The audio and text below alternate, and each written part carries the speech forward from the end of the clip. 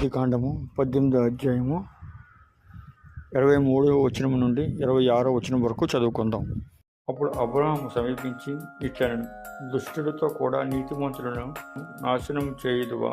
ఆ పట్టణంలో ఒకవేళ 50 మంది నీతిమంతులుండిన ఎడల దానిలోనున్న 50 మంది నీతిమంతుల నిమిత్తము ఆ స్థలమును నాశనం చేయక కాయవా? ఆ చొప్పున చేసి దుష్టులతో కూడా నీతిమంతులను చంపుటకు నీకు దూరమవును గాక.